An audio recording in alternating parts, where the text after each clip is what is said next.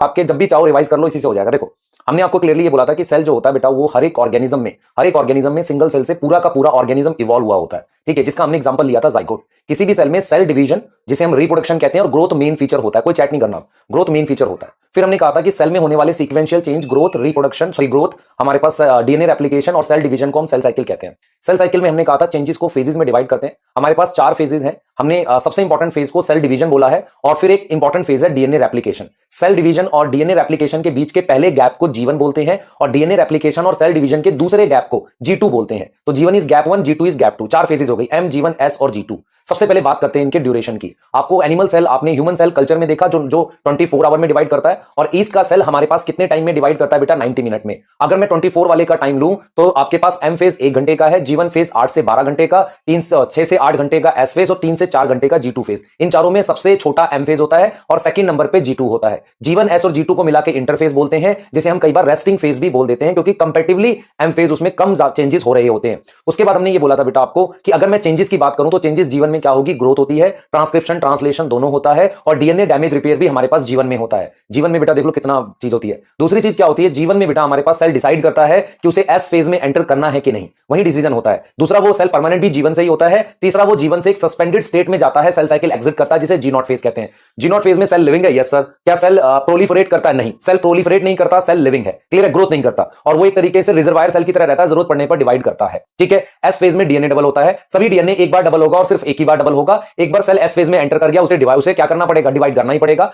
S phase में animal cell में centriole double होता है, किसके अंदर? साइटोप्लाज्म के अंदर। उसके बाद S फेज के बाद हमने नेक्स्ट बात करी थी बेटा, S फेज के बाद हमने बोला था कि हिस्टोन भी डबल होता है S फेज में। G2 फेज में सेल प्रिपेयर करता है डिवीजन के लिए। कुछ स्पेशल टाइप की organelles, mitochondria, chloroplast G2 phase में डबल होती हैं। उसके अलावा ट्यूबुलिन नाम की प्रोटीन, जिससे क्या बनेंगे? स्पिंडल फाइबर, वो डबल होते हैं हमारे पास G2 फेज में। अब हम बात करते हैं, हमने चेंजेस भी देख लिए, हम बात करते हैं अमाउंट ऑफ डीएनए की। तो अमाउंट ऑफ डीएनए हमारे पास G1 फेज में डिप्लॉयड में 2C होता है, क्रोमेटिन की बात कर रहा हूं। S फेज में 2C से 4C में चेंज होता है, G2 फेज में 4C, M में वापसी 2C के 2 सेल बन जाते हैं। क्रोमोसोम का नंबर चेंज नहीं होता G1, S, G2 और M में, मेरे पास क्रोमेटिड की संख्या चेंज होती है। G1 फेज में अगर 10 क्रोमोसोम है तो 10 क्रोमेटिड होंगे, G2 फेज में 10 क्रोमोसोम है तो 20 क्रोमेटिड होंगे। ये चीज समझ में आनी चाहिए। उसके बाद हमने बात करी थी बेटा आपको कि ये हमने चेंजेस की बात कर ली थी। उसके बाद हमने आपको नेक्स्ट बात करी थी M फेज की, जिसे माइटोसिस कहते हैं। अब M फेज क्या होता है, जिसे हम माइटोसिस कहते हैं? एनसीईआरटी कहती है ये हमारे पास सबसे ज्यादा ड्रामेटिक फेज है। इसमें ड्रामा चल रहा है, साइटोप्लाज्म और एक तरीके से न्यूक्लियस में रीऑर्गेनाइजेशन होती है। इसे इक्वेशनल डिवीजन भी कहते हैं, क्योंकि क्रोमोसोम की संख्या नहीं बदलती। इसमें होने वाले चेंजेस में सबसे पहले आप ये समझो कि प्रोफेज पहला फेज होता है, जो सबसे बड़ा फेज है। एनाफेज सबसे छोटा फेज है। प्रोफेज में क्या बदलाव होते हैं बेटा? प्रोफेज में सबसे पहले क्या होता है, आप ध्यान से सुने। मेरे पास जो डीएनए S में डबल हुआ था, वो आपस में उलझा हुआ था, इंटरवाइंड था, वो अनटेंगल होगा, फिर कंडेंस होगा। तो क्रोमोसोमल मटेरियल की कंडेंसेशन पहला इवेंट है। सेंट्रोसोम अपोजिट पोल पे मूव करते हैं, उससे स्पिंडल फाइबर आते हैं और क्रोमोसोम अपीयर हो जाते हैं 2 क्रोमेटिड के साथ, पर पूरी तरह से कंडेंस नहीं होते प्रोफेज में। उसके बाद क्या होता है बेटा? प्रोफेज में हमारे पास नेक्स्ट क्या होता है कि ER, Golgi body, nucleus disappear हो जाते हैं। लास्ट इवेंट है न्यूक्लियर मेम्ब्रेन का टूटना। न्यूक्लियर मेम्ब्रेन का टूटना फर्स्ट इवेंट है किसका? मेटाफेज का। मेटाफेज में सबसे पहले क्रोमोसोम साइटोप्लाज्म में आते हैं, उनकी कंडेंसेशन कंप्लीट हो जाती है, पूरी तरह से कंप्लीट हो जाती है, और उसके बाद उसमें क्या होगा बेटा? काइनेटोकोर अपीयर होता है सेंट्रोमियर पे, और उसमें जाकर स्पिंडल फाइबर क्या होता है? जुड़ जाता है। काइनेटोकोर एक डिस्क शेप स्ट्रक्चर है जो प्रोटीन का बना है, और सेंट्रोमियर पर आता है। एक क्रोमोसोम पे 2 काइनेटोकोर बनते हैं, जिसपे स्पिंडल फाइबर जुड़ गए। उसके बाद सारे क्रोमोसोम सेंटर पे आते हैं, जिसे कॉन्ग्रेशन कहते हैं, और मेटाफेजिक प्लेट बनती है, जो कि सेल और स्पिंडल फाइबर के इक्वेटर पे होती है। अगर इक्वेटर और स्पिंडल फाइबर और सेल का इक्वेटर सेम है तो सिमेट्रिक स्पिंडल है, और अगर सेल का इक्वेटर और स्पिंडल फाइबर का इक्वेटर अलग अलग है तो एसिमेट्रिक स्पिंडल है। एसिमेट्रिक स्पिंडल की वजह से साइटोप्लाज्म की अनइक्वल डिवीजन होती है, क्लियर है। क्रोमोसोम को बेस्ट मॉर्फोलॉजी देखने का फेज मेटाफेज है, क्लियरली विजिबल होते हैं मेटाफेज में, दिखते हैं प्रोफेज में, क्लियरली विजिबल है मेटाफेज में। एनाफेज में क्या होता है? सिस्टर क्रोमेटिड आपस में अलग हो जाते हैं और वो अपोजिट पोल पे मूव करने लगते हैं। जब सिस्टर क्रोमेटिड अपोजिट पोल पे मूव करने लगते हैं हमारे पास, तो बेसिकली कैसे होता है कि जब सिस्टर क्रोमेटिड अपोजिट पोल पे मूव करेंगे तो वो सारे एक साथ स्प्लिट किए, उनका जो मेरे पास सेंट्रोमियर है वो डायरेक्ट होता है पोल की तरफ, आर्म्स ट्रेलिंग बिहाइंड। अलग होने के बाद उन्हें क्रोमोसोम कहा जाता है, किसका? फ्यूचर डॉटर सेल का। उसमें अलग अलग शेप आती है, वी शेप बनती है मेटासेंट्रिक में, एल शेप बनती है सब मेटा में, एक्रोसेंट्रिक में बनती है जे शेप, और टीलोसेंट्रिक में बनती है आई शेप। आपको शेप देखने के लिए एनाफेज है, और यहां पर क्या होता है बेटा? क्रोमेटिड अलग होकर क्रोमोसोम कहलाते हैं। Telophase just opposite of prophase. Chromosomal material, जो क्रोमोसोम के क्लस्टर थे, वो खुल के क्रोमेटिन मटेरियल बनाते हैं, न्यूक्लियर मेम्ब्रेन आती है, ER, गोल्जी बॉडी, और न्यूक्लियस रीअपीयर होता है। फिर मेरे पास हम साइटोकाइनेसिस की बात करते हैं। साइटोकाइनेसिस एनिमल सेल में क्लीवेज मेथड होता है जिसमें एक फरो बनती है और डीपन्स मतलब गहरी होती जाती है और फाइनली सेंटर में जुड़ती है, उसमें हेल्प करते हैं माइक्रोफिलामेंट। और उसके बाद हमारे पास सेल प्लेट मेथड होता है जिसमें कुछ स्पिंडल फाइबर रह जाते हैं जिन्हें फ्रेगमोप्लास्ट कहते हैं। उसके around Golgi body calcium pectate deposit करती है और वो अंदर से बाहर की तरफ मूव करता है। जब वो अंदर से बाहर की तरफ मूव करेगा क्या चीज, कैल्शियम पैक्टेट, तो पहली लेयर बनती है मिडिल लैमेला जिसे सेल प्लेट कहते हैं। उसके बाद बनती है आपके पास सेल वॉल और लास्ट में आपके पास प्लाज्मा मेम्ब्रेन। अगर मेरे पास कुछ जगह पर ये चीज नहीं बनती तो उस कनेक्शन को कहते हैं प्लाज्मोडेस्माटा और हमारे पास मल्टी न्यूक्लिएट कंडीशन जो होती है उसे सिनसाइटियम कहते हैं, कोकोनट का water liquid endosperm. Significance of mitosis क्या है एग्जैक्टली? माइटोसिस क्या करती है बेटा, मल्टी सेलुलर में ग्रोथ कराती है, न्यूक्लियस और साइटोप्लाज्म रेशियो को रेस्टोर करती है, हैप्लॉइड और डिप्लॉइड सेल में प्लांट में होती है और एनिमल में सिर्फ डिप्लॉइड सेल में होती है। पर कुछ सोशल इंसेक्ट हैं जिसमें डिप्लॉइड में भी माइटोसिस होती है। माइटोसिस बहुत इंपॉर्टेंट डिवीजन है क्योंकि वो रिपेयर भी कराती है। हमारी बॉडी में स्किन में होती है,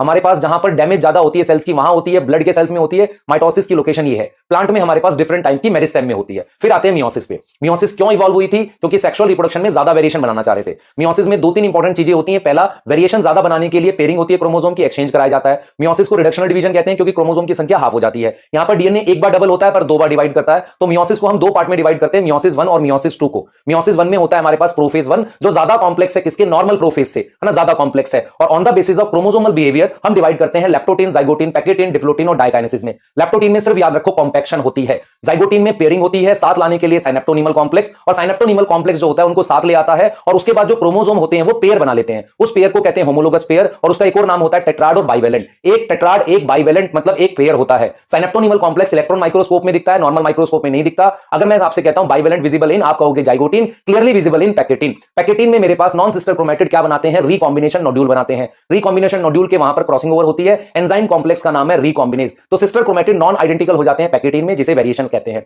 पैकेटीन के बाद मेरे पास क्या होता है, वो अलग हो जाता, मतलब थोड़ा सा क्या होता है, वो साइट ऑफ क्रॉस ओवर पर जुड़े रह जाते हैं। डिप्लोटीन में साइनेप्टोनिमल कॉम्प्लेक्स डिसॉल्व होना स्टार्ट हो जाता है और जैसे ही वो कॉम्प्लेक्स डिसॉल्व होता है बेटा, जैसे ही वो कॉम्प्लेक्स डिसॉल्व होता है साइनेप्टोनिमल कॉम्प्लेक्स, तो उसके डिसोल्यूशन से, ध्यान से सुनेंगे बेटा, क्रोमोसोम एक दूसरे से दूर जाने की कोशिश करते हैं और एक क्रॉस जैसा स्ट्रक्चर अपीयर होता है जिसे काइजमेटा कहते हैं। केएसमेटा दिखता है बेटा और उसके बाद हम ये कहते हैं कि ऊ साइट के अंदर ये ज्यादा टाइम तक रहता है। आपने पढ़ा है फीमेल में क्या होता है, ऊ जेनेसिस पहले स्टार्ट हो जाती है और वो उसमें अरेस्ट हो जाता है। उसके बाद हम बात करते हैं डायकाइनेसिस में। डायकाइनेसिस बाकी के प्रोफेज जैसा काम पूरा करेगा, पर डायकाइनेसिस में क्या होता है, टर्मिनलाइजेशन ऑफ काइजमेटा होती है, क्रोमोसोम पूरी तरह से कंडेंस हो जाते हैं, न्यूक्लियर मेम्ब्रेन टूटती है, ER Golgi body disappear, centrosome move to opposite pole. अब मेरे पास आ जाता है मेटाफेज 1। मेटाफेज 1 में मेरे पास क्रोमोसोम पेयर जो अलग नहीं हुए थे पूरी तरीके से, वो मेरे पास मेटाफेजिक प्लेट पे लगते हैं, जिसे डबल मेटाफेजिक प्लेट कहते हैं। यहां एक पेयर ऑफ क्रोमोसोम से दो धागे जुड़ते हैं अपोजिट पोल पे। नॉर्मल मेटाफेज में एक क्रोमोसोम से दो धागे जुड़ रहे थे, मेटाफेज 1 में दो थ्रेड जुड़ते हैं। अब एनाफेज 1 में क्या होता है, क्रोमोसोम पेयर अलग हो जाते हैं, और अलग होने का मतलब पेयर में से एक क्रोमोसोम ऊपर और एक क्रोमोसोम नीचे मूव करता है। तो इस तरीके को हम क्या बोलते हैं, डिसजंक्शन, अलग होने को, ऊपर नीचे जाने को सेग्रीगेशन कहते हैं।